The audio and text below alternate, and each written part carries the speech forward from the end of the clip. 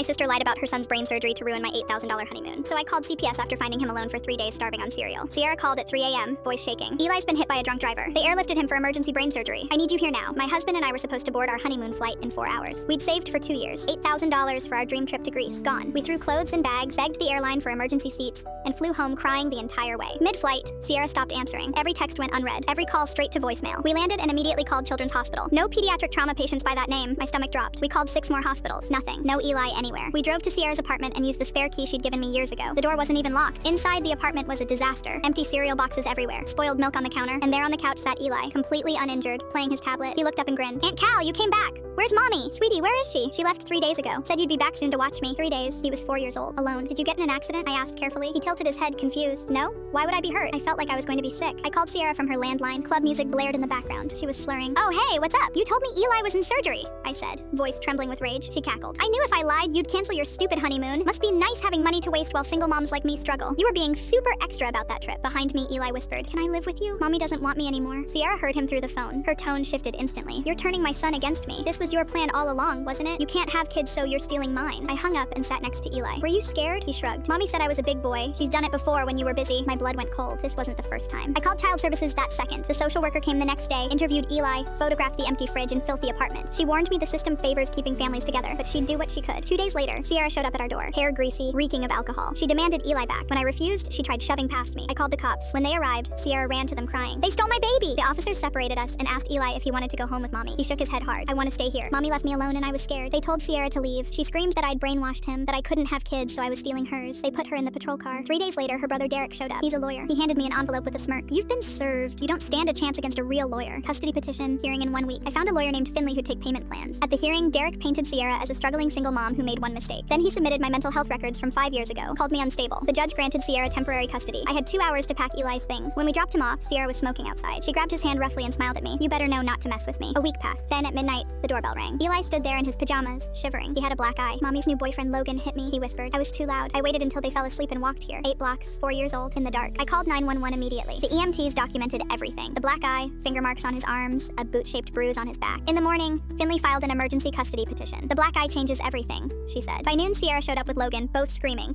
The same officer from before arrived. He recognized Logan instantly. Logan had a record: assault, domestic violence, DUI. When they refused to leave, he cuffed them both. At the emergency hearing, Finley presented the abuse photos, police reports, Logan's criminal record. Then she dropped a bomb. Sierra had been collecting disability benefits for Eli, claiming he had severe autism. She'd been pocketing thousands of dollars meant to help him. Eli didn't have autism. When Eli testified, he told the truth simply. Logan hit me. Mommy told me not to cry. I ran to Aunt Cal because that's where I feel safe. The judge terminated Sierra's parental rights completely. Sierra never appealed. Eli's 5 now. He calls us mom and dad.